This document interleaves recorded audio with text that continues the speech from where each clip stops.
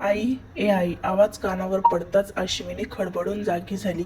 एवढ्या रात्री कोण बरं हाक मारत असेल? ती बेडवरून उठून बसली. तिने कुलदीपकडे पाहिले. तो शांत झोपला होता. क्षणभर वाटलं त्याला उठावं, पण त्याची झोप नको म्हणून स्वतः उठून बाहेर आली. ती बेडरूमच्या बाहेर आली. लाईट गेली होती. कायमचंच होतं ते. ती तशीच अंधारात बाहेर आली. एखादं लहान बाळ खेळत असावं असा आवाज तिला येत होता. अचानक वातावरणात गारवा वाढला. तिला त्याची जाणीव झाली. पण या बदलाने तिच्या अंगावर भीतीची शिरशिरी आली. घामाचा एक थेंब कपाळावरून हळूहळू खाली येऊ लागला. तिला समोरच्या भिंतीवर कसलीशी हालचाल जाणवली. तिने अंधारात डोळे मोठे करून पाहण्याचा प्रयत्न करू लागली. आई, ए आई. आता मात्र आवाज जास्त स्पष्ट येत होता. तिला असा भास होत होता की समोरच्या भिंतीमधूनच आवाज येतोय. ती त्या भिंतीच्या जवळ गेली आणि अचानक त्या भिंतीमधून एक लहान मुलाचा हात बाहेर आला. अश्विनी जोरात किंचाळत तशीच खाली बसूनच मागे सरकली. कुलदीप तिचा आवाज ऐकून जागा झाला आणि पळतच बाहेर आला. त्याने लाईटचे बटन बंद केले, चालू केले. हॉलमध्ये लख्ख प्रकाश झाला होता. लाईट आली होती. त्याने पाहिलं तर अश्विनी घाबरून भिंतीला चिकटून खालीच बसली आहे आणि बेदरल्या नजरेने ती समोरच्या भिंतीकडे पाहत होती. अशू, काय झालं? ती ती ती ती भिंत, बाळ, हात. अश्विनीची जीभ थरथरत होती. कुलदीपने कसं तिला सावरलं. कुलदीप खूप खुश होता. हे घर घेताना त्याला अगदी कमी रुपयांमध्ये एवढं सुंदर घर राहायला मिळालं होतं. बांधकाम वर्षभर जुनं होतं.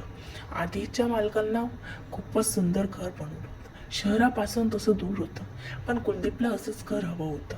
शांतता असली, शहराची धाकधूक नाही की शेजाऱ्यांची कटकट नाही. एकदम छान वारा आणि हिरवा निसर्ग सोबतीला त्याच्या नवीन संसारासाठी हे अगदी योग्य घर होतं. अश्विनी सोबत नुकतंच 4 महिने आधी लग्न झालं होतं. त्याचं तशी त्या दोघांची जोडी एकमेकांना शोभेल अशीच होती. पण मागच्या काही दिवसापासून जे घडत होतं ते पाहून कुलदीपला हे घर एवढ्या स्वस्त का भेटले हे चांगलंच समजलं होतं. पण आता पर्याय नव्हता. सर्व व्यवहार झाला होता. दिवसेंदिवस भास पण वाढली होती. अश्विनीला कधी बाळाचा रडण्याचा आवाज येईल, तर कधी त्याच्या हसण्याचा, तर कधी आई आई असे शब्द कानावर पडत. अगदीच हैराण झाली होती ती या प्रकाराने. कुलदीपला तर काय करावं हे समजेना. जवळचे सर्व पैसे आणि बँकेतून कर्ज काढून त्याने हे घर घेतलं होतं. त्यामुळे त्याला घर पण सोडता येणार. तरी पण त्याने एकदा जुन्या मालकाला कुदळे यांना भेटायचं ठरवलं. मालकाला भेटून त्याने घडणारे प्रकार सांगितले. कुदळे क्षणभर गंभीर झाले आणि मग बोलले, हो खरं आहे, माझ्या बायकोला पण असा भास व्हायचा. अहो, मग तुम्ही मला का फसवलंत? कुलदीप वैतागून बोलला.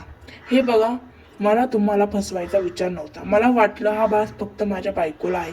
ते घरामुळे असेल असं मला वाटलं नव्हतं. कुदळे स्पष्टीकरण देऊ लागला. कुलदीपचा सरळ सरळ लक्षात येत होतं की कुदळे फक्त स्वतःचा बचाव करत होते. पण कुलदीपला काही वाद घालायचा नव्हता. त्याला काही उपयोगही वाटत नव्हता.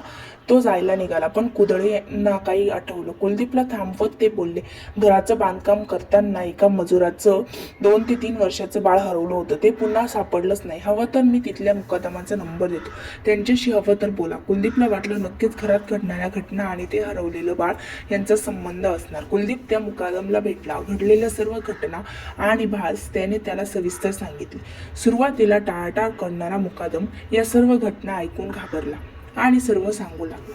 साहेब, खूप दुर्दैवी घटना होती ती. आम्ही नेहमीप्रमाणे कामावर होतो. काम लवकर पूर्ण व्हावे म्हणून काही गडबड चालू होती. कॉन्क्रीट आणि सिमेंट मिक्स करणारी मशीन आम्ही चालू केली. कामं पटापट आवरली. पण जेव्हा आमच्या मजुरापैकी एक जोडपं रडू लागले की आमचं बाळ सापडत नाही म्हणून खूप शोधलं आम्ही सर्वांनी मिळून, पण कुठेच सापडलं नाही. ते घरी निघून गेले आणि मग एक मिस्त्रीने मला हाक मारली. कुलदीप लक्ष देऊन ऐकत होता. मुकादम पुढे मी जाऊन पाहिलं तर काही वेळ जागेच थांबलो, कारण समोरच्या गमिण्यामध्ये मिस्त्रीने जे दाखवते पण अंगाचा थरका पडेल, कारण त्यात एक करंगळीचा छोटासा तुकडा होता.